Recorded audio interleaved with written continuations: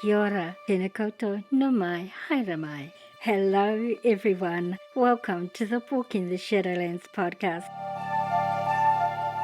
Join me as we take a walk into the realms of the unexplained, of the paranormal, of things that go bump in the night and haunt your dreams.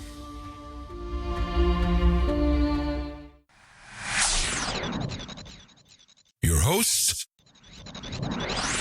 I'm Marianne. Thanks so much for joining me today, tonight, whatever time it is, wherever you live in this beautiful world of ours.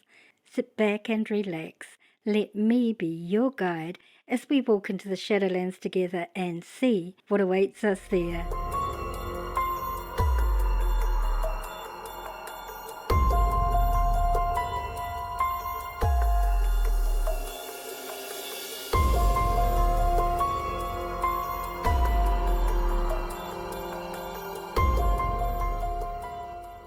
Kia ora. Hello, everyone. Welcome to another episode of our Walking the Shadowlands podcast. A special welcome to all new listeners and thank you for joining us. Also, welcome back to my regular listeners. It's great to have you here. This episode, our guest Tracy takes us on a thought-provoking journey through the realm of paranormal investigation here in New Zealand. From childhood curiosity to academic exploration, Tracy shares her authentic experiences and deep insights into the unexplained and how she views investigations in general. So, are you ready to join us as we walk into this part of the Shadowlands and delve into the fascinating world of the supernatural with Tracy as our guide? Let's begin.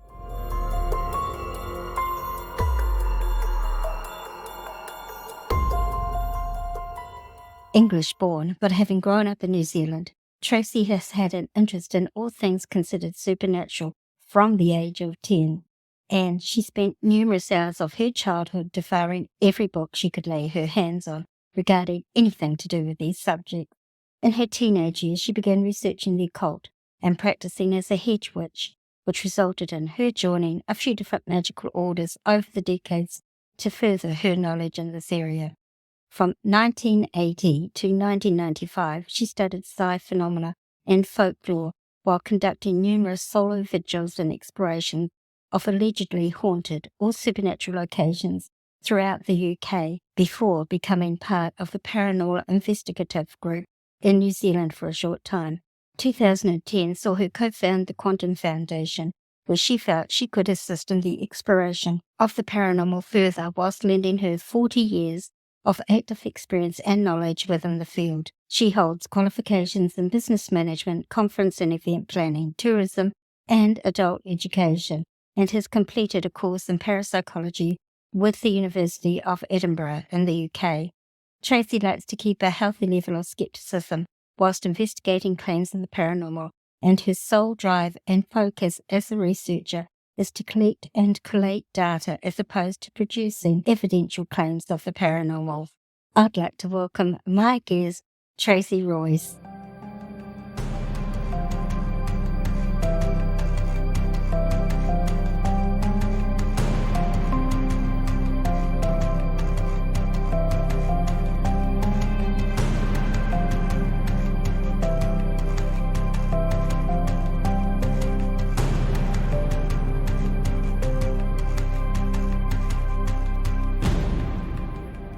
Tracy, I'd like to welcome you to the Walking the Shadowlands podcast.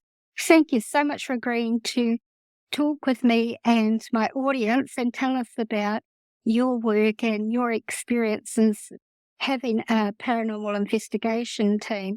I know this is an area that my listeners find incredibly fascinating. Thanks for having me, Marion. It's actually quite boring, to be honest. Yeah, definitely it can be. Absolutely. So to begin with, how did you become interested in paranormal investigation, and can you share any personal experiences that sparked your curiosity? I don't remember a time that I wasn't interested in the supernatural at all, to be quite honest. This is a childhood thing. This stems right back to my childhood. I spent many hours when people used to go to the library. Do you remember those days, Marion? Yes, I do. Well, when there was libraries open and people actually read books. Yeah. So I was one of those that spent hours and hours in libraries pouring through the reference sections and finding out anything, getting my hands on any book that I could with regards to the supernatural. It wasn't just ghosts. It was because the paranormal, although very heavily focused on hauntings and ghosts nowadays, it's not just about that particular flavor, if you like. But I've always had an strong interest in the unexplained. And I think I'm probably very nosy, and that's why I enjoy it so much, trying to find out what the answers are behind these things and why these things happen to some people. Right. I think is probably one of my biggest interests. Yeah. And also the fact that there's some very strong research coming through that shows that we need to look a little bit more in depth at the possibilities of the brain conjuring some of these things for us of its own little accord. That's a huge interest of mine also. So is this sort of thing with regards to apparitions and the supernatural, is this an external thing or is it actually an internal thing? I've actually seen some research on that, and it's really interesting. And I think one of the research bits I read was they played the low frequency sound. Yes. Yeah. Yeah. And Low and high frequency sounds, EMF, all that sort of thing can interfere with the firing synapses of various parts of the brain. So that's also a very interesting part of it. There's a few neurosurgeons that are now becoming very interested in this side of things as well. So there's some neurosurgeons that work alongside parapsychologists and look into this sort of thing. Yeah. oh, wow. Now that's really interesting. Well, of course, it makes utter sense, doesn't it? It does. Yeah. There was actually a neuroscientist on the parapsychology course I did with Edinburgh University.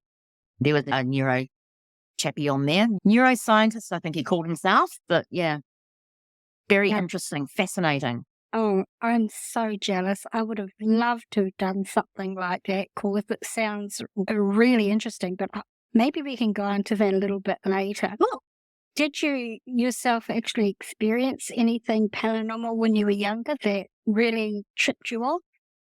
I don't think there was anything that really sort of tipped me or got me going, but I did have experiences. Now that when I think back on it, they don't really seem like much.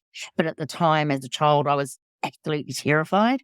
Right. I think probably my biggest experience was when I was, oh God, how old was I? I would have been about 18 or 19. When I'd come back from clubbing illegally, of course. I'd come back from clubbing and I was sitting on the couch at about 3 a.m. on my own with my cat. And I felt incredibly cold for absolutely no reason.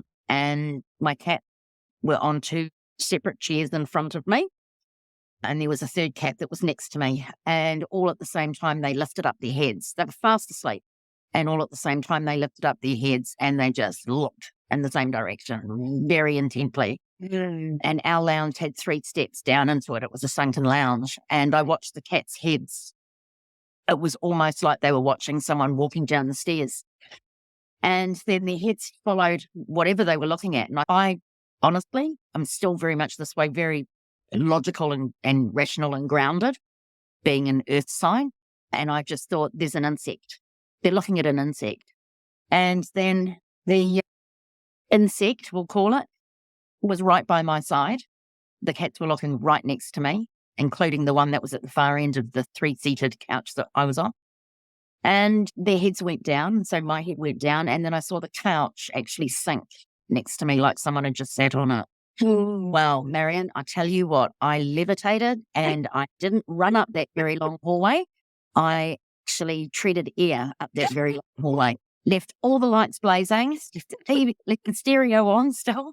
And my mum got up in the morning and said, you left all the lights blazing. You left the hallway door open and you left the television blaring last night when you came to bed. I had to get up at 4 a.m. and shut it down. And I'm like, oh, yeah, sorry about that. But I was absolutely terrified. And I think that was probably after a good, year after that, after I actually got over the initial shock and horror, because it was horror as far as I was concerned. Yeah. I started then, I'm like, right, I need to know what was happening here. So I started delving back into it all with a vengeance, I suppose you could say. And I haven't really stopped since then, to be quite honest. Wow, I can totally, sorry, I laugh so hard. It's so funny because I can just picture it, in my Oh, mind's eye so clearly. And of course, I will tell you that I'm a medium. But even if that happened to me, that would initially give me a fright because that's a normal human reaction. It's your fight, definitely. flight reaction. It kicks in. Definitely. I bolted. I absolutely bolted. Never became so sober so quickly in all my life, honestly. I'll never forget that as long as I live. But that was probably my first experience that terrified me, I would say. Well, that would be terrifying, especially to a young person who Yeah. really has no knowledge or no understanding of this sort of thing. Of course, you've got nothing to gauge it by. No, It no. would be totally terrifying. I absolutely get that. And so throughout your life then, you continued this interest. When did you start doing your formal studies on this area? I think I could probably say it came along in stages. I think it started with, to be quite honest, I'd say being obsessed with it all and having some comments from friends how unhealthy it was. And I think it stepped itself up bit by bit without me even realizing it, to be quite honest. I mean, as a child, it started as reading scary stories in books, Right. And remember one of my school reports that came home and my dad laughing and saying, oh, yeah, well, good luck for her to try and do that. And my teacher mentioning that Tracy is a voracious reader, but I would really like to see her broaden her scope of material instead of just scary supernatural stories. It was written on my report. And that never happened. Poor teacher, that never happened. It was always that type of genre of book that I would go for. And I mean, I would go through 2 or 3 in a day. I was that Right. sort of reader. I Right. just consumed everything I could get my hands on. And then it probably went from reading scary stories to reading more research papers, Right. more academically written books on the subject. And then I started getting interested in psychology, which has helped a great deal, in all honesty, with this sort of thing. It's, Oh, gosh, yes. in my mind, it's the other side of a double-sided coin. Right. You can't be truly well-rounded in this field if you don't take in that aspect. Oh, absolutely. 100% agree. So that came into it as well. Then also history. I started getting very interested in history because I'm originally from the UK, but all my relatives lived in England. It was only me, mum and dad on the other side of the world. So I was very interested in where did I come from and Of course. who am I in and this sort of thing. And of course, again, that leads into this as well. And then I sort of brought in the research aspects, which is, believe it or not, heavily a part of paranormal investigation. And that is researching the locations that we go to. And I don't mean just reading up about it. I mean reading up about the legends and the myths and the anecdotal stuff that's actually attached to the property that we're going to. Right. And trying to figure out where that truth line is. Is it urban legend? Did these things actually occur at this property?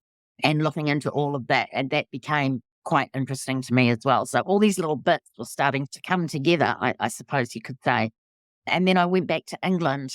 And then, of course, that gave me the opportunity of location. Oh, lucky you. Yeah. Yes. So I just did a lot of solo visual stuff. So I spent a lot of time on my own, visiting these locations, seeing if anything I could pick up on anything. Yeah. And you did solo. I did Things solo like- visuals, yeah. So I wandered around a lot of places on my own, spent hours and hours going to various haunted locations. And half of the locations I went to, I didn't actually even know any background on. I just went to a particular monument and felt things and saw or got vibes, as people say, and then find out years later that, yeah, that was actually some haunted battlefield on 1168 or whatever, where over 1,000 people died. And then I can understand why I was feeling the way I was feeling. And I've seen a couple of strange things at various historical places while I was over there, and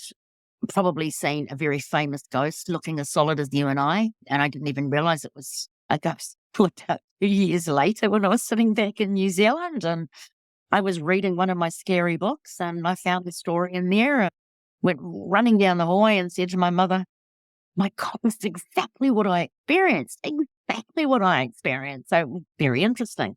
Can I say it was a ghost? No, I can't. But it was exactly like the story I'd found in the book, and I saw what I saw. Looking like a live human being. Looking like a normal human being, apart from the fact that his clothes were out of sync. But I actually thought it was a guide, and the guide was dressed up. So when they came back and said to me, "The place is shut," I said, "No, it's not. The guide was out sitting in the rocking chair on the porch. I saw him." So he must have ran like God knows what to shut that place up. Anyway, it wasn't a guide. That's really interesting. I can say that there's been a couple of times when I've seen spirit as clear as you and I. One was fairly recently when I was living in North Carolina. I was sitting on our porch and I saw this woman to the left of me on the side of our balcony, which was about 6 foot off the ground, a little decking area. And it never occurred to me at the time that I could see her head and shoulders and her chest above the porch, which Right, was yes, like yep. physically impossible. And I said to my husband, because my back was injured and I couldn't move, I said, "Look, JJ, you better go and check. There's somebody at the side of the house." And as he walked past the phone to check, the phone rang. And he picked it up, and it turned out it was my in-laws saying that my sister-in-law's mother was seriously ill in hospital. That's when I realised that was who I was seeing. Right, okay. A And crisis apparition. no. And he hung up, and then he went to look, and I said, "No, Jay, don't worry. That's Rhonda's mum. She's not ill, she's passed." And he said, "No, she hasn't." Then the phone rang again that instant to say that she had died. Right. And she was Wow. as clear as you and I, because I'd only met her once. It took me a minute to recognise who she was. And she looked so much better than she did when I met her. They've done some research and some statistics around this, and it's quite surprising the amount of people who they suggest have probably seen a ghost and not even realised that they've actually seen a ghost based Yeah. on the story that's been related, which I assume would be along the lines of mine, that they saw somebody there Right. that they thought was the curator or a guide or whatever, dressed in the clothing of the day, only to find out that there's no such person there, or, whatever the case may be. So it's quite high, the statistics of people supposedly seeing spirits and not realizing that what they're looking at is an apparition as opposed to a solid living human being. Very interesting, because people, I guess, have this Hollywood idea that ghosts are all transparent or Yeah. they're all Yeah. white, and that no, that's not the case at all. Some aren't, but Yeah. some are as solid as you and I, and you would never know. That's right. And also the amount of people that have related this story and then said that they were talking to a ghost. For instance, I think of one off the top of my head, a woman who saw a friend walking in the street, not realizing that the friend was actually something like, 3,000 miles away at the time, and spoke to him solidly and said, "Come for tea back to my house," and took him back to her house and had tea, and then decided that he had to leave, and then only to find out that it couldn't have possibly been that person because he was 3,000 miles away at the time. I find that really fascinating, because now then you're going into the area of, depending on the circumstances, crisis apparitions or doppelgangers or Bilocation. by location, all that sort of thing. So I find that really interesting. And there's a lot of facts, or sort of say, a lot of research and a lot of documented stories around bilocation that cannot be explained. That's the sort of thing that I'm interested in. Yeah, it fascinates me. Crisis apparitions always fascinate me. There's so many stories. And for listeners who don't know, crisis apparition is like a spirit person who will appear to a loved one in times of great distress or when they died and the person doesn't know about it. And this happened so often during the wars when there wasn't the instant communication we have these days. Mothers would very often wake and find their son sitting at the end of the bed saying, "Mum, help me," or "Mum, I'm sorry," or stuff like that. And then they would find out days or weeks later that their son at that moment had died. That's right, yeah. They're all very interesting. I think one of the big areas, because I've had an experience well, which I suppose I would class as this, or a kind of version of it, and that is time slips. I'm very, very interested in time slips. I've had an experience in New Zealand at a well-known haunted location, and the most interesting thing about it all was that I wasn't the only one that had the experience. The person that was with me had exactly the same experience as I did. So I had somebody to corroborate everything I saw because they saw exactly the same thing. And it was a person that was my ex-partner, and at the time, absolutely been with him for well over a decade and fully trusted everything that he said to me. So I had no reason to disbelieve that he was not seeing what I was seeing. I mean, in all honesty, he's the type that if he hadn't seen it, he would have turned around and told me to get my crazy ass in the car and I'm tripping out. That's the sort of attitude that I would have got from him. But he backed up everything that I said I saw. We even sat in the car for a period afterwards going, what the F was that? And he said, I don't know. And I was like, did we actually see what we just saw? Is that real? And he's like, I don't know, but I'm telling you that I saw this and I saw that and I saw the other. And I'm like, and that's what I saw. And that was when we found out that what we had seen, we could not possibly have seen because there hadn't been any alterations done at all to the property. And we were talking about different walls, everything. Right. So you actually saw this building as it previously used to be. I'm assuming that's what it was. That's the only thing I can think of. I don't know. Maybe it was what it was going to be in the future. Well, that brings us to a whole different discussion. Exactly. There's an episode that I did, which is actually one of my favorite episodes. And I did over 30 hours research on it. It was like writing a thesis, really. It's called A Glitch in the Matrix of Holographic Reality. Oh, okay. Yeah. And I went into glitches like that.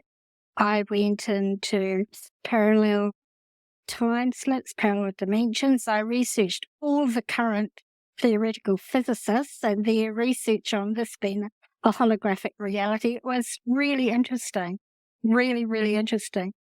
And I also did an episode on time slips as well. They're actually not that uncommon, are they? And no. In my opinion, the two go together. But then that comes down to things that, when you talk to certain scientists, they say time's not linear and it's just like a piece of string and it loops back on itself and all the rest. Thinking about all these sayings that I've read. And we just don't know nothing, Marion, do we? I mean, let's face it, we really don't know anything about the universe in which we live. No, mind you, we don't know everything about the sea either. No, that's true. That's the whole thing. It just fascinates me that people have these experiences. And I just want to know what's behind this experience and why did it happen to that individual? So I guess that's what fuels me with what I do. I totally get that. That's one of the reasons why I'm into my 12th season of this podcast. It's a curiosity and the wanting to know and hearing people's experiences. I've learned so much from my guests. I love my guests because with every guest I have, I learn something new or something about myself that I wasn't aware of, like my own biases and my own prejudices and stuff like that. It's always a learning experience, which is really awesome. So you did all this research and you started doing academic studies on it. Yes, I went and did a course with the University of Edinburgh on parapsychology.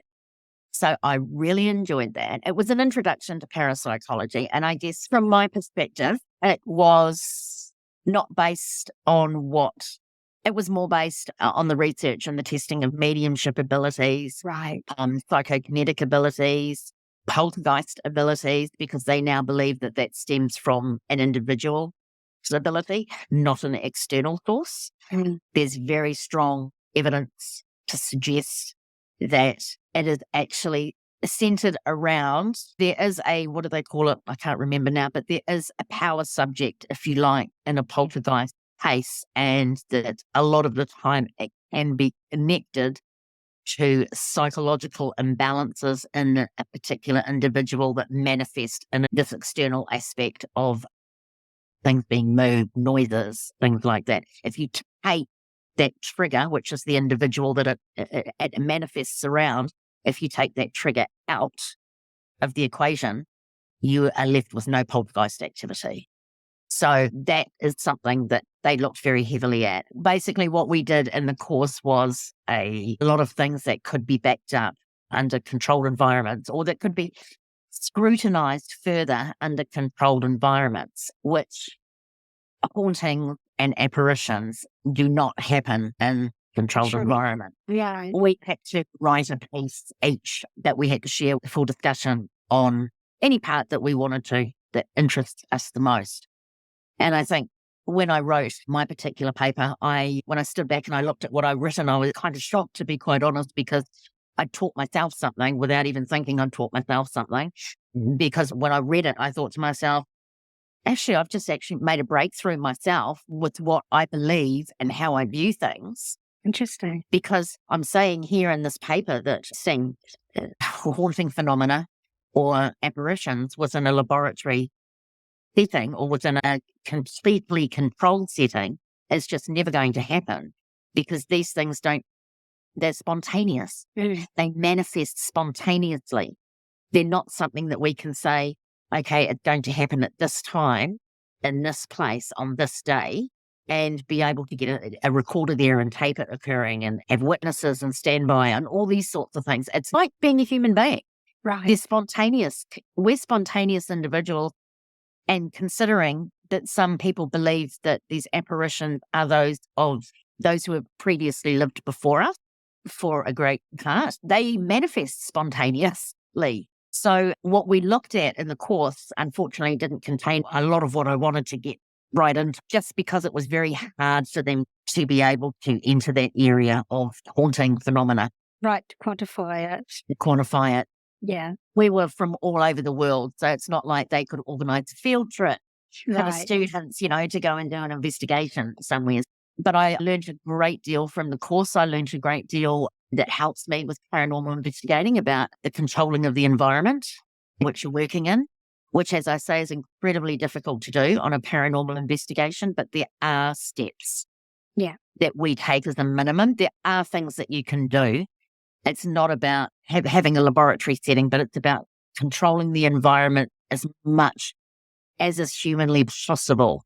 Absolutely. That brings us on to you setting up this paranormal investigation group. Can you tell us about that? So I'd spent a lot of time doing it solo, and I'd done a little segue into another area that I was exploring as well for probably about a decade, which was the area of the occult and the esoteric.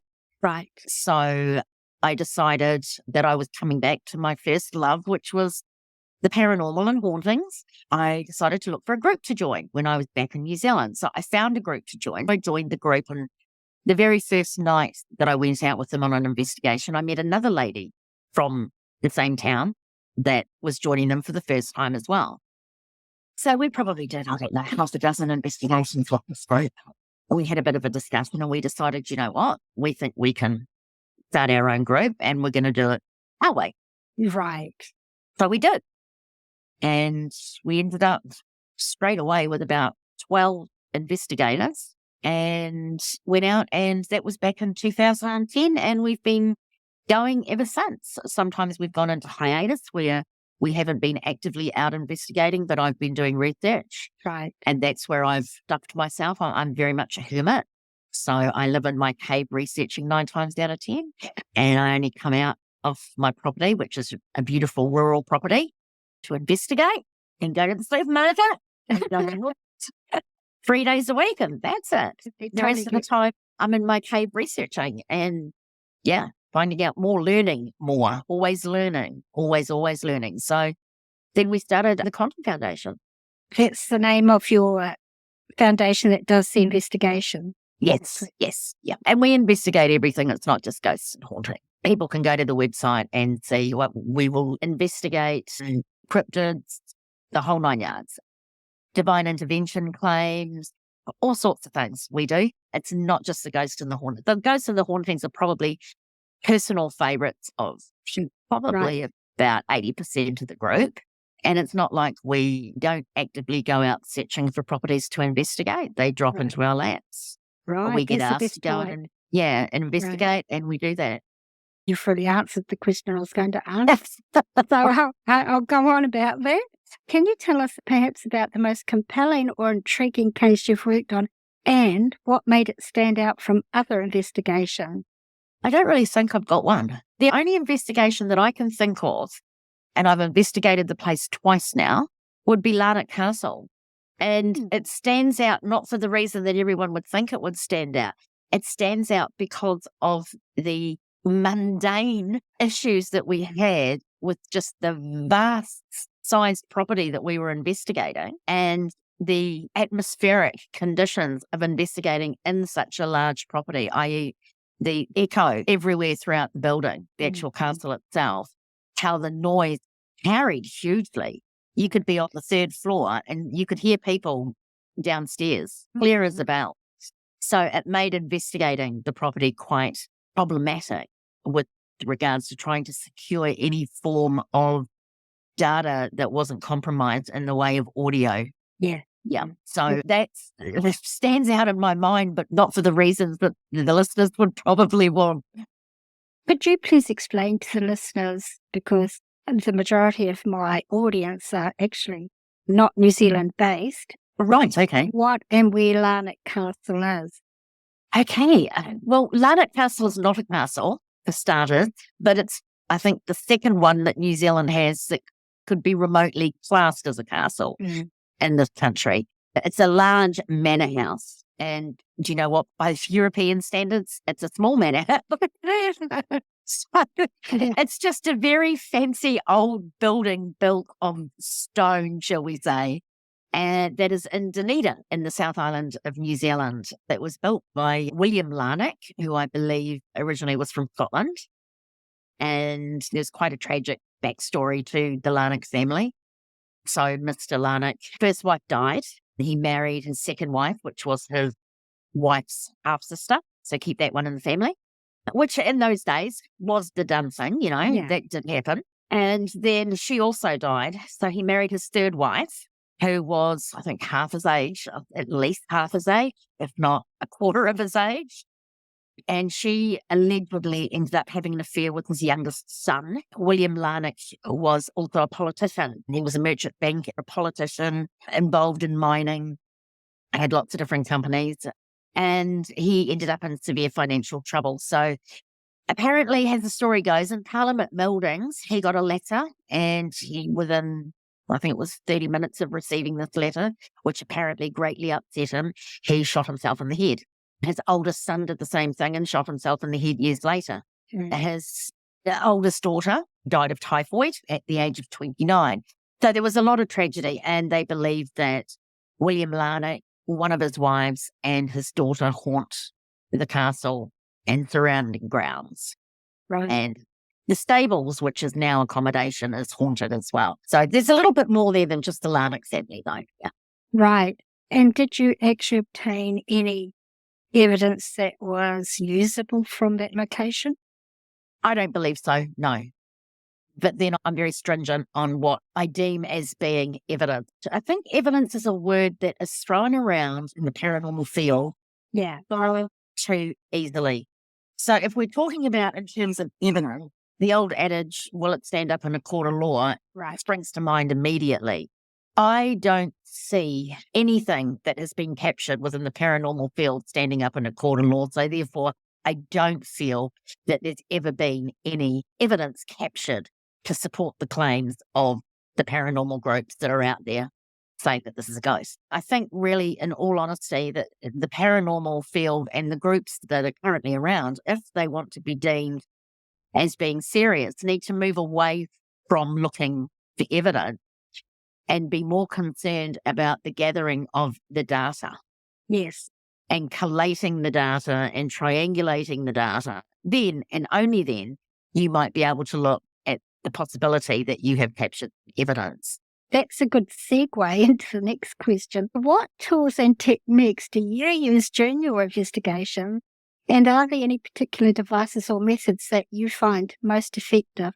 Yeah, absolutely. Let me break that down. Okay, so our team is a very process-driven team because I'm a very process individual. And so when I'm running the cases as the case manager, they're are processes that I follow. Yeah. And when we train our team members, there's processes that we expect them to follow as well. So yes, there are techniques. I think the main one is the controlling the environment as much as possible. So initially that will start off with us going around and ensuring that if it's a bit, let's just say we're talking about indoor locations here, ensuring that every single window is securely fastened, every external door is locked, every window, every door, both external and external, will be tested, and that will be for any sort of breeze that can rattle or make any form of noise.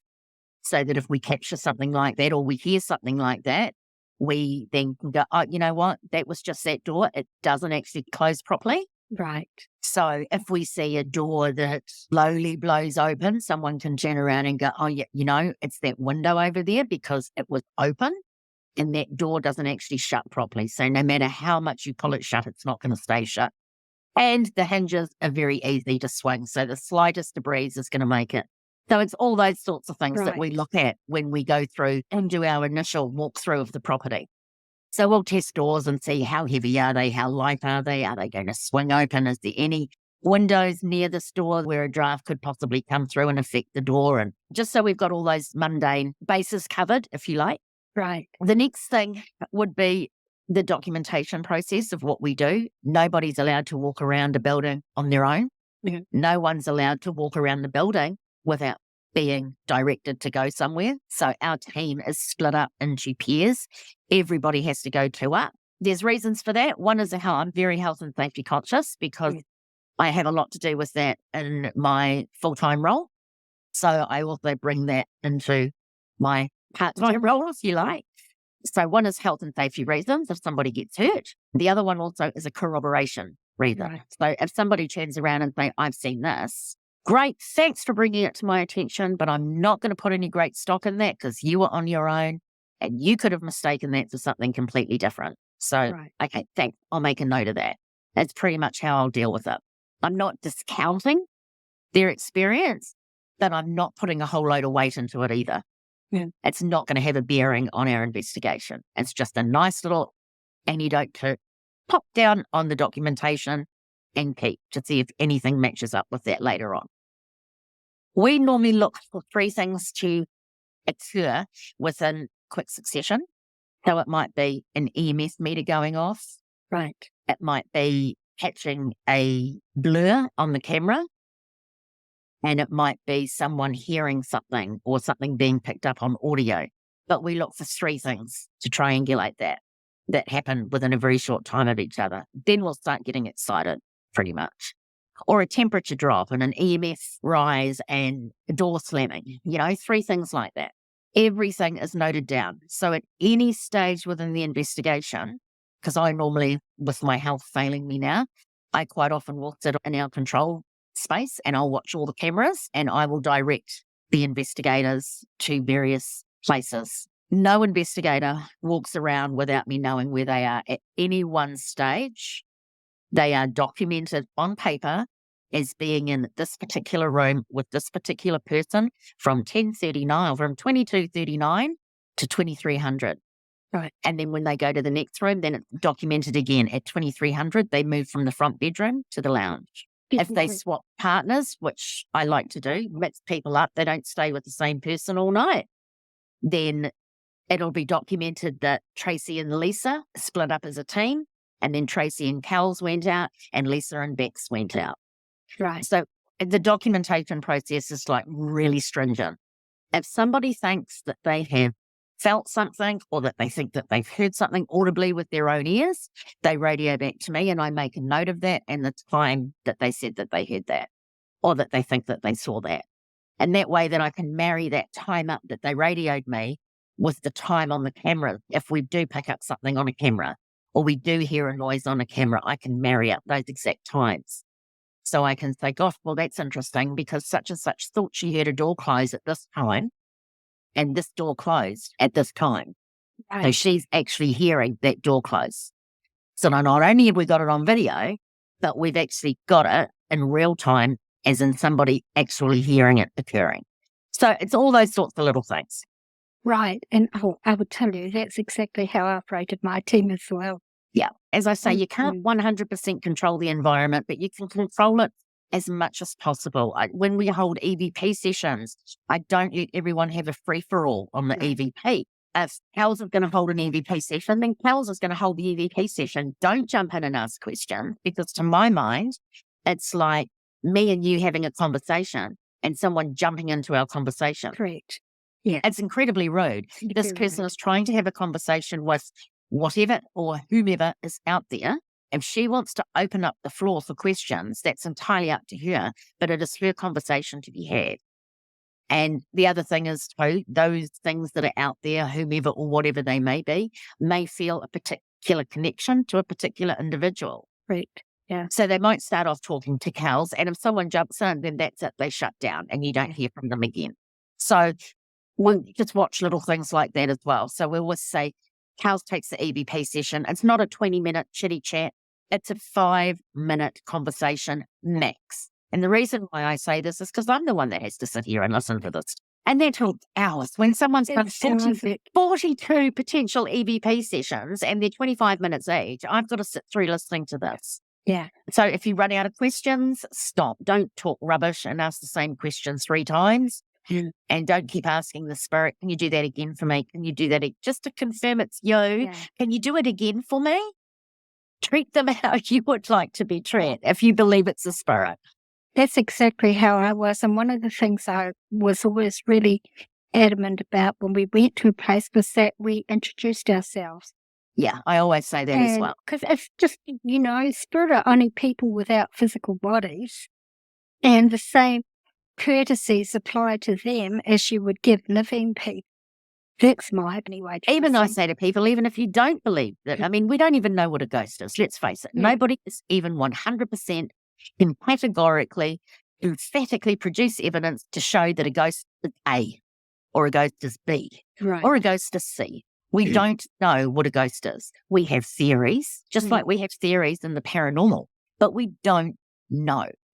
So when you're talking to, some people might describe it as the soul of somebody who once lived, or the spirit of a human being that once lived, but somebody else might think that spirits are actually beings from another dimension entirely, and they never lived at all in our dimension. So it brings into play a lot of belief systems. Yeah. We try and stay away from that as much as possible. Like, we don't have a blessing before we go into places. If you want to do that yourself, that is fine. Go off and do that. But as a group, we do not do that. You are responsible for your own spiritual well-being. I'm not responsible for it, and neither is the rest of the group, as in respect of, I'm not responsible for making you feel better. If you want to do it in your own belief system, that's fine. Yeah. But I mean, can you imagine you've got a Buddhist, you've got a Hare Krishna, you've got a Wiccan, you've got a Christian, and you've got a Jewish person on the same team? You're going to spend an hour and a half doing those in that religion before you get to the investigating. So take care of your own personal stuff and do it however you want to do it. As I said to someone, and they said, how do you take care of yourself? I said, what do you mean, how do I take? Well, like spiritually, how do you take care of yourself? And I tell the buggers that they're not to come anywhere near me under any circumstances, and I don't want to see them. They can talk to me, but I don't want them to visualize. Boundaries. And they're like, why? And I'm like, because it'll terrify the hell out of me. I'm happy to see them sitting back on a monitor. I'll watch the monitor. Thanks very much. Don't materialize in front of me. That's my boundary. Yeah. And that's what I keep when I go out on investigations. It's always in my head, and I'll always say it. Yeah. Let me know that you're here, but you do not need to materialize in front of me. I don't need that much evidence. Thanks very much. Yeah, boundaries are always so important. Now, you mentioned some tools that you use. Yes. So what are the specific tools that you use during an investigation, and can you provide definitions for some of the things you talked about, like EVP, for those listeners of mine who may never heard the term before? Sorry. EVP is electronic voice phenomena. Again, it's a theory that those from other dimensions or other realms can imprint their voices on recorders, and we can hear them. Not when they actually happen, just on the recording. Just on the recording, yeah.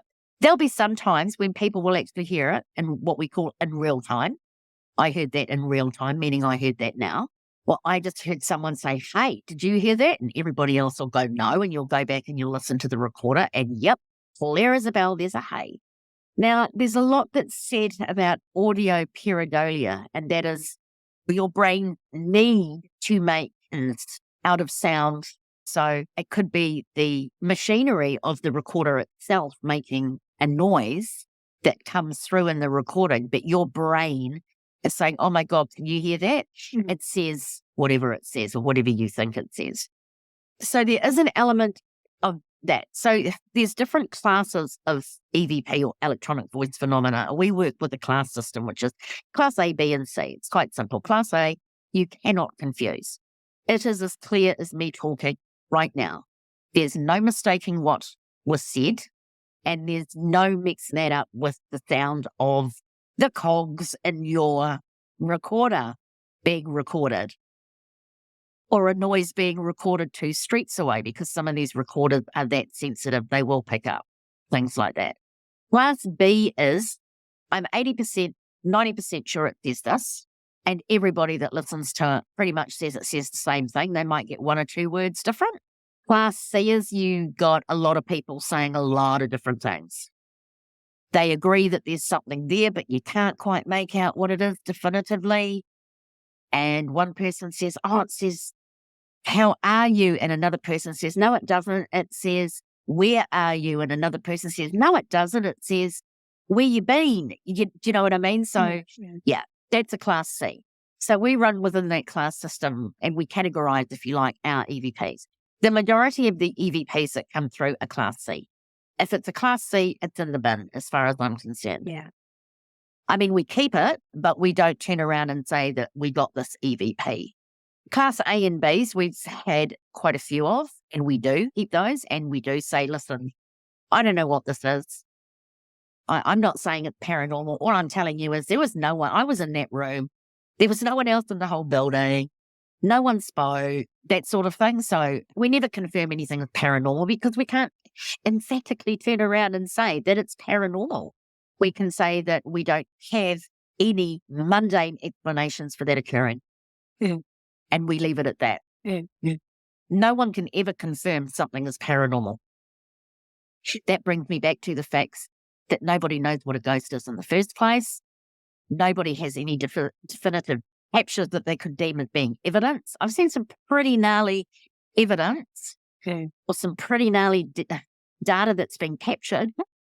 But if teams aren't doing the documentation process behind when that data is captured and being able to say that they can, for instance, they've caught an apparition somewhere and they know nobody else was in that vicinity at the time, prove it. How do you know no one else was in that vicinity at the time? Can you show me cameras, locked off cameras? Can you show me locked off cameras where that shows every other single member of your team? So there's all that sort of thing that comes into play with it. So which segued me into the talking about the EVP. So a voice recorder is a really handy tool to have. We have 2 different types. We'll have a standard voice recorder for taping interviews with witnesses, but then we will have a voice recorder that is deemed to be a very sensitive voice recorder for conducting EVP work. Right. And these are digital. These are digital recorders. We don't use analog recorders. We use digital just because analog, the machinery noise is a lot of what is taped with the analogs. So we can get away with that with the digitals nowadays. Cameras, we use cameras. So there we use a selection of cameras. So we'll use normal cameras. We'll use DSLR cameras. We will even use 38mm film cameras. We use full spectrum cameras, which they're called full spectrum cameras, but that's actually a bit of an oxymoron because they don't see in gamma rays and they don't see in X-rays. So they're not full spectrum cameras. I prefer to refer to them as multi-spectrum cameras because they see the light range, if you like. We use UV as well, and we use infrared.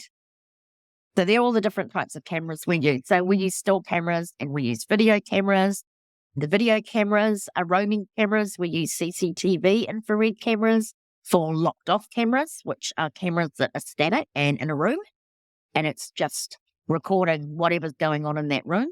Right. It might be nothing. It might be a whole bunch of insects flying by the light. And then There is also the thought of using, what do you call, Polaroid cameras. There's been some interesting things captured on Polaroid cameras. But the way we snap, no, digital cameras are the only way to go. Yeah, you take so many. Yeah. For every time you snap, it's 3 of the same thing. Right. So it's click, click, click, click, click, click, click, click in another direction, because there's just that one click might have something in it. That's how quick things can change. Absolutely. So we've covered the types of cameras we use. We've covered the voice recorders that we use. Torch, absolutely categorically needed. Pen and paper, again, needed. Even if it's just folded up and put in your back pocket. That's why we try and run a control unit, so we don't need to have our investigators doing that. We use electromagnetic field detectors. There's a theory within the paranormal field that spirits or ghosts can use electromagnetic field as a way of communicating and to also manifest. We don't use it in that respect. We use our meters to eliminate high electromagnetic field based off microwaves, great big chillers, fridges, ovens, radio transmitters outside, telephone lines, all sorts of things. Bad wiring in the wall. So we use it as a means of elimination. Temperature. So you've got 2 different types of temperature. These are the basics. Temperature guns. Temperature guns do not measure the atmosphere. They do not measure the air. So you see it all the time on these stupid TV programs where they've got a laser gun and they put it on something and they go, oh, the air temperature's this. No, it's not the air temperature. It's whatever that laser's sitting on is what you're measuring. Sure. And you're not measuring it accurately unless you are within 12 centimeters from it. So we do that. The reason why we have temperature guns is that we measure the external and the interior temperature of the walls in a property. That is so that we get readings throughout the course of the night. We will go around and do that again and again and again, and it will show a general cooling down as the night progresses and goes into the wee hours of the morning of the property, so that if we do get a massive temperature drop, we can actually say that, well, when we did it at 12:30, it was this. When we did it at 1 o'clock, it was that. When we did it at 1:30, it was this. So you can see it's not someone doing it at 10:30 and going, it's 12 degrees, and then doing it at 4 a.m. and going, oh my God, we've had a massive temperature drop. It's only 6 degrees now. Do you know what I mean? So yeah, that sort of thing. And you need an ambient thermometer for that reads the air temperature, not a temperature gun that reads solid. The temperature gun is good for what I just explained, but it's also good for when something has moved. So if you've got a trigger object and you've traced around it to see if the spirit is or the ghost is going to move that during the course of the evening, you can actually take a reading on that item. Or if you see something levitate, for instance, you can take a reading on that item to see what temperature that item is reading. Some people say that they've done that and it's reading incredibly hot after they've witnessed something moving. Not normally cold, funny enough, it's normally really hot. So you can take the temperature of apports. So apports are things that manifest in front of you. Oh, we had that. Yeah, so that's what they're really good for. And really, in all honesty, that's all you need. Anything else? I mean, the field is just awash with gadgets. It really is. And these gadgets, none of them find ghosts. Yeah. There is no gadget that has been built to discover ghosts. Every single piece of equipment out there has been designed for something else outside of the paranormal world and repurposed for use within the paranormal world. It's a big money-making scheme, these gadgets. So don't worry about gadgets. Don't need gadgets. You need a damn good video recorder. You need a damn good camera. And you need a good voice recorder and a torch and a pen and paper, and all the rest you do not need. Do you know what I found useful is a compass? Compass is really useful. You can do a makeshift compass if you want, or purchase a compass very easily from a sports shop. The only big thing that I would say is a lot of people use their phones on paranormal investigations. Please don't. Please turn them off. Don't even put them on flight mode, because even when you put them on flight mode, they are still emitting small EMF fields. So just turn them off completely. There's no reason why you should need your phone on when you're in a paranormal investigation. Don't use it as camera. You don't need it for that. Don't use it as voice recorder. Get far better things that work, that you know are not artifacty or are going to produce artifacts. And that's pretty much all you really need, to be quite honest with you. Totally agree.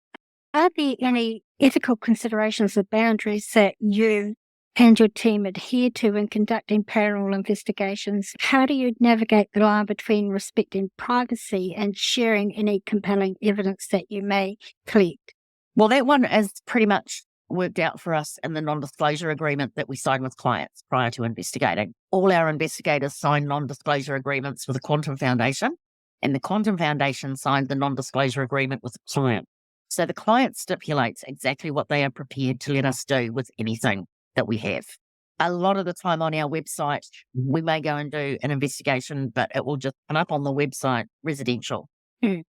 Nothing's ever mentioned what town it's in, what street it's in, nothing. There's no photos that go up about it. There's no report that goes up about it. The only time that we will put reports up is when the client says, yeah, that's cool, I don't mind. It's a business, it's a historical building, and the client's okay with it. But this all signed, sealed, and delivered prior to, and witnessed prior to, and documented prior to actually going in and doing the investigation. So that's how we take care of what we show evidence-wise and what we don't show. That's With regards to ethical considerations, we won't do things like someone's been murdered, so we're going to hold an EVP session to see if we can contact that spirit. That is disgusting. It sticks in my throat. And I find that absolutely vile, to be quite honest with you. Or anyone that's missing, any crimes, anything like that, no, that's not what we do. I suppose the only time that we would even consider doing that would be if the family came directly to us and asked us, right. Could we attempt to, via the means of conducting an EVP session, get hold of their missing daughter? I would probably still say no, in all honesty. It's not something that sits well with me, and it's not an area that I want this organisation going into. And there is a great deal of teams nowadays that are going to places where murdered people have been found and holding EVPs sessions there, investigating. It's actually really frowned upon by the rest of the community. Yeah, that's awful. It's disgusting. Yeah, it really is. It's capitalising on Yes, it is. Yeah, it other people's absolutely is. pain. Yeah. No, I totally agree with you on that. It's just really awful. Now, one question that I know my listeners would be really interested in is, have you ever had a personal encounter or experience during an investigation that really frightened you, and how did you cope with that? No, I haven't. Oh, yes, I have.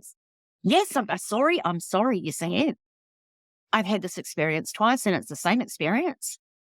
And that was growling right behind me, like right at the back of my head. And how did I cope with that? I froze both times. Absolutely froze. That would be a normal reaction. Couldn't move. And all the hairs on my body stood up. That was fear. That, when people say, I went and did an investigation and all my hairs were prickling. Yeah. Insinuating that it was the spirit or something around them that was making that happen. That's your own body making you do that. Yeah. That was fear, honey. I've had it happen twice. I've had it once when I was completely alone and I was in a garage and the garage was locked. I was out there on my own making an incense, and I always, because that was my workshop, and I always used to lock it. And it was at night. So I went in there and I locked it. And I was convinced a dog had gotten in somehow and was underneath the car in the garage. There was nothing. When I could unfreeze from my workbench, I slowly moved around the car, got down on all fours, looked underneath, and there was nothing. And then I stood up, took a big breath, and ran for that door so quick. You were very brave looking under the car. I actually thought it was a dog. I swear to God, I thought it was a dog. It was so clear. And it wasn't just a quick like that. It was right. It was long. Yeah. So there was no mistaking it. The second time it happened, I wasn't alone. I was with my team. We were all in the same room, and the same thing happened. I froze, absolutely froze stock still. Now, we had some trainees with us, and the clients were there at the same time, so I didn't want to freak anyone out. Yeah. So it happened, and I went, you can hear me on the recording, it's ridiculous. I go,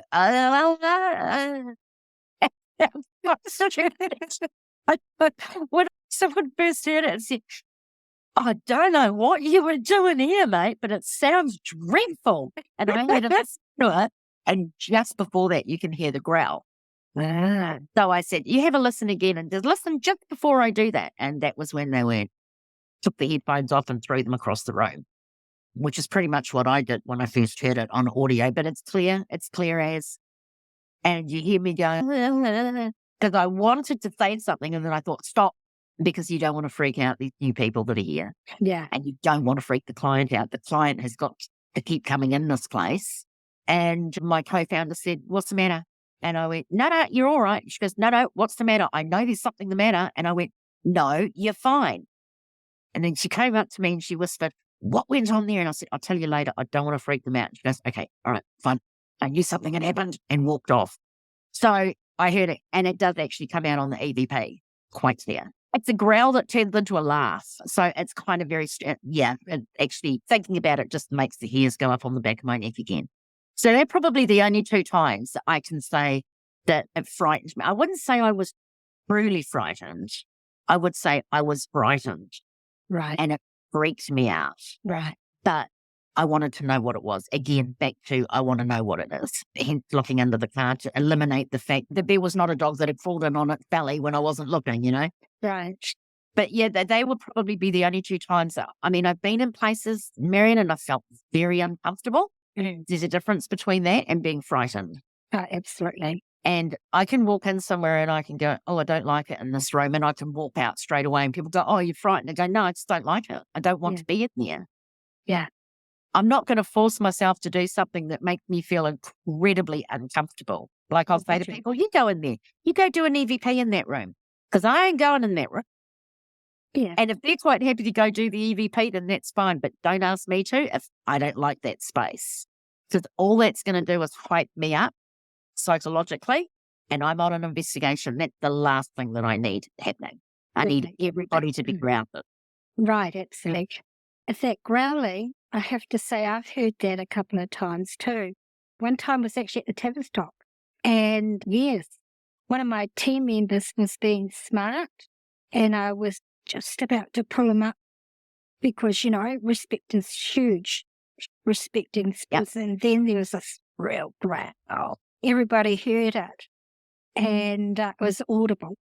He got shocked. I said, look, what did I tell you about being respectful in places when you come to places? And he never did that again, ever.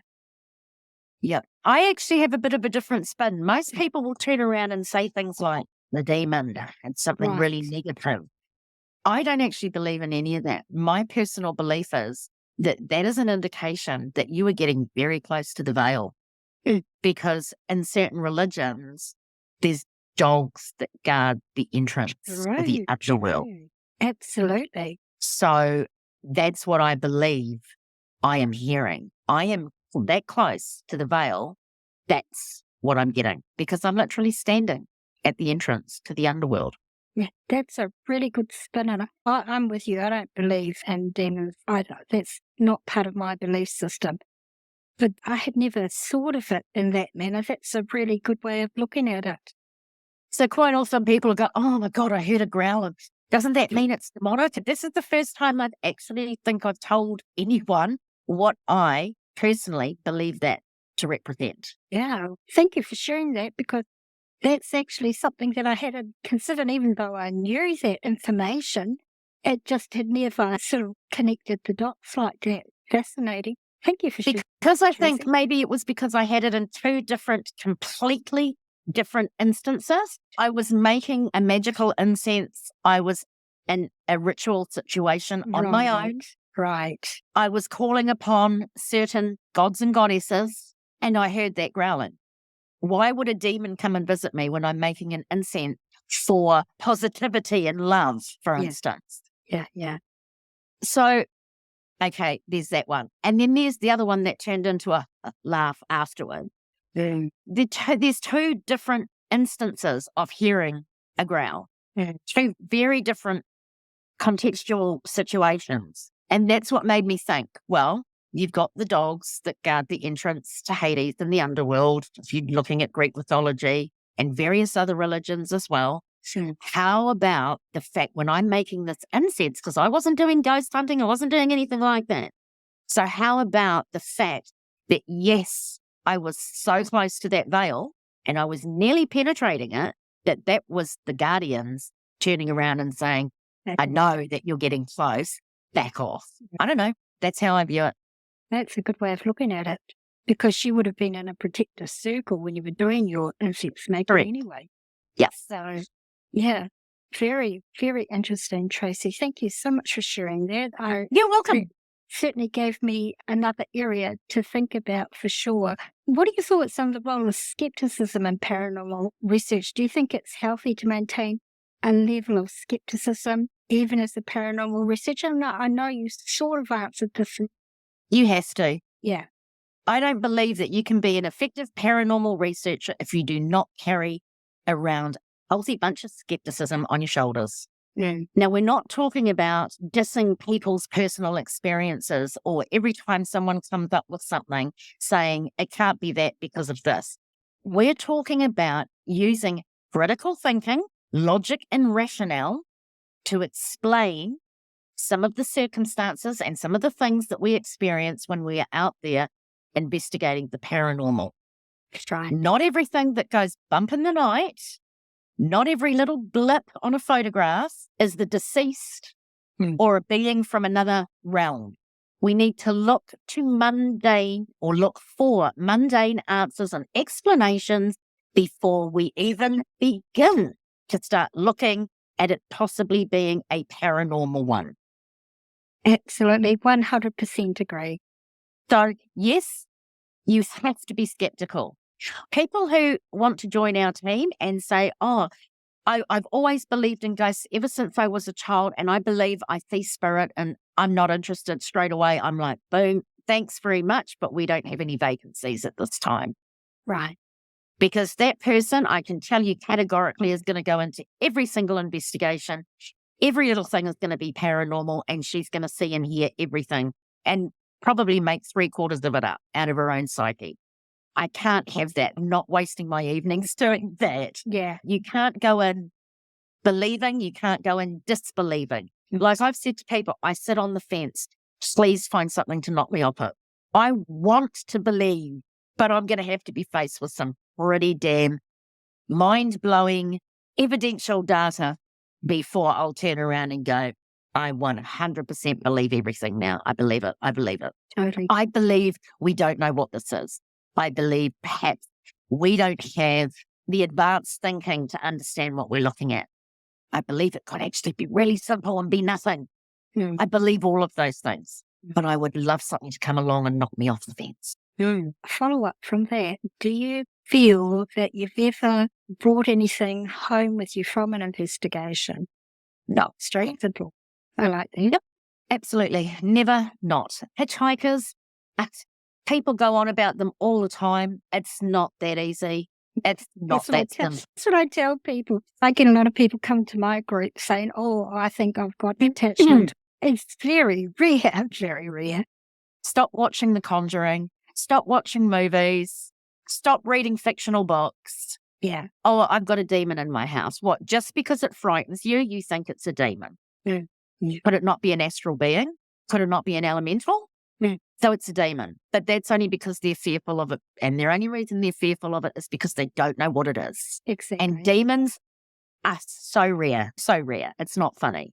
Just because it's negative doesn't mean it's a demon. It could be one really pissed off spirit. That's generally what it is in my experience. Or it could just be a frustrated spirit. Yeah. But no, demons, really rare. Hitchhikers, really, really rare. And this is more, again, in your own psyche. You know, this is bringing me back to poltergeist activity and there being a individual that is responsible for it, emanating from an individual. Yeah. So it's people who are under severe psychological distress. There was an old thing years ago, back in the 70s, there was a spiritualist group got together, and I believe some of them were parapsychologists, and they believed that they could create a ghost. Right. They created this apparition. Right. I remember So- all about that. Yep. So I believe this to a certain degree, and this falls back to that we do not know, again, the human brain, we do not know what it is capable of. I had a friend when she was married and she used to get into arguments with her husband when she was really angry with him. Glasses would fly out of her cupboard and smash at his feet. Yep. And that was all her energies. Exactly. It's the internal energy building up and bursting, if you like, externally. Yeah. Again, that people going home thinking that they've gone to this and they brought something back with them and this door was opening and closing and this was happening. Right. How do you know that's not you and your own psyche because you are convinced that you brought something home with you? So you're manifesting this stuff to happen yourself. Right. Again, it comes back to we just don't know. These are all theories and we don't know. But picking up a hitchhiker, yeah, stop going to the movies on a Friday. Yeah, exactly. One last question I have for you is, are there any specific areas or aspects of paranormal research that you'd like to further explore or that you feel are currently underexplored? I think time flips are really underexplored, to be quite honest with you. And that could be just because I have a personal interest in them. But again, they're a very spontaneous manifestation as well. So, but I think I would like to have a lot of in-depth research go on around and statistically find out how many people have experienced this sort of thing or where they've experienced this sort of thing. Do some correlation and see if it's particular sites. Are there ley lines, supposedly, if you believe in ley lines? Are there ley lines on those sites to facilitate the manifestation of this time slip? Nobody's looked into that. So I think that needs a little bit of too. Very cool. What are your thoughts on the future of paranormal investigation as a field of study? On the future of it? I don't know. I don't actually think that the paranormal field, I think that's down to the explosion of it becoming so popular. Right. And there's so many people out there attempting or calling themselves paranormal investigation when they don't actually even understand the word investigation. So I think that the field's in a bit of trouble. I think there's good people in the field doing really good things, but they're few and far between compared to the masses that are out there on YouTube putting crap out clips and the rubbishy TV programs where they're faking stuff. So I think that the field needs a real big shake-up. And I don't know, I think that there needs to be some sort of formal acknowledgement that there's different types of paranormal investigators and researchers, and ghost hunters do not fall into that realm at all. No. I think, and it comes back to that word investigate and people understanding what that truly means. And I think that there's great things happening within the world of parapsychology with regards to psychologists going out with paranormal teams and going into the field and experiencing things and working from that aspect, which is great because you can't bring the field into a laboratory. You've got to take the laboratory to the field, if you like. And so that's coming forward. I think everyone has to remember that the paranormal is not a science and it is not a pseudoscience either. A lot of people call it a pseudoscience. It's not even, It's not even a fringe science. It's a bunch of people stumbling their way around trying to work out what's going down and coming up with theories as best as they can. You cannot have a scientific method when you are not a science. And I know there's a lot of people that want to get it to where it is a science. I don't think that's ever going to happen. Certainly not going to happen in my lifetime. I'd be very surprised if it happens in my lifetime. I think we need to get back to basics. I think we need to throw all these money-making gadgets that people are making a fortune on. We need to throw them out. We need to chuck them in the bin and go back to the absolute basics of the equipment that people used to use to go out into the field. So, yeah, I think that we need to just be a little bit more mindful of who we're calling what and what methods and techniques they're using when they're out in the field. Do the methods and techniques that they're using when they're in the field actually warrant them being given the label that they've been given? Wow, this has been a really interesting conversation, Tracy, and I really appreciate your time.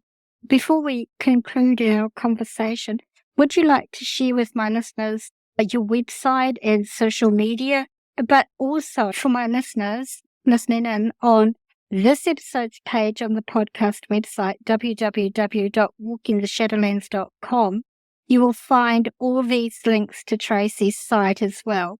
So if you don't get a chance to write them down or you can't remember them, don't worry, just go to our website and you'll find them there, www.walkingtheshadowlands.com.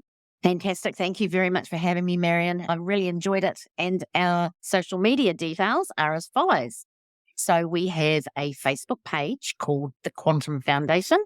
We have a Facebook group called Ghosts and the Paranormal in New Zealand.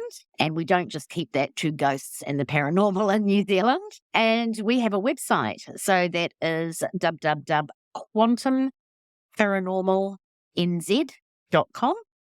So we've got lots of different things on the website there. It is about a year behind the 8 ball with information being put up because I never find the time to do it, but I'll try and do it before the end of the year.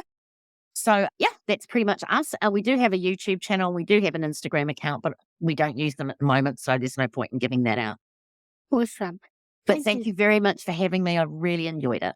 I have too, Tracy. Thank you so much.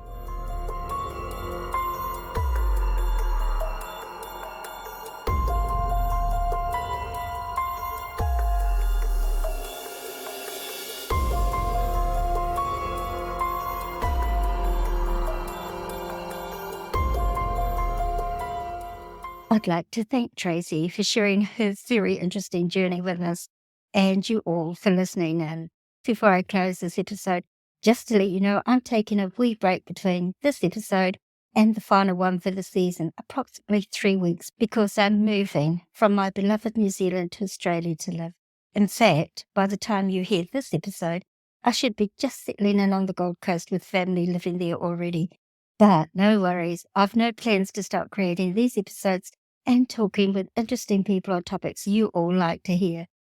Join us again on Walking the Shadowlands for more intriguing conversations and captivating stories from the world of the paranormal, the unexplained, and the mysterious. Don't forget to subscribe and leave us a review if you enjoyed this episode. Stay curious, stay open-minded, and keep exploring the shadows. Until next time, may the mysteries of the unknown continue to inspire you. This is Marianne bidding you farewell from the Shadowland.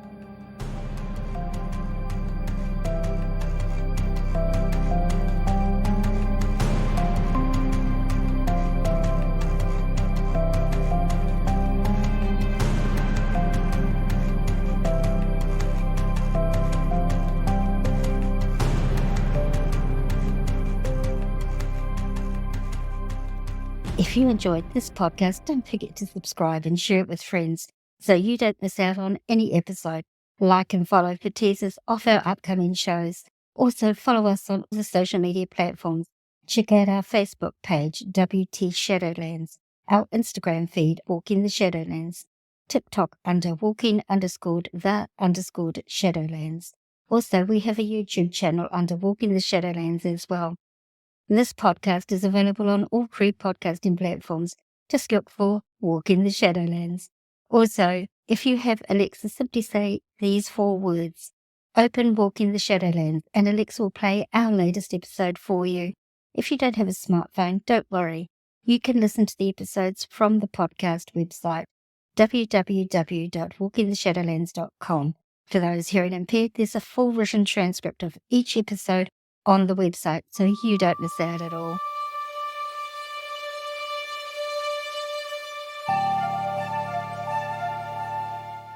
Thanks for listening to this episode. Ka kite.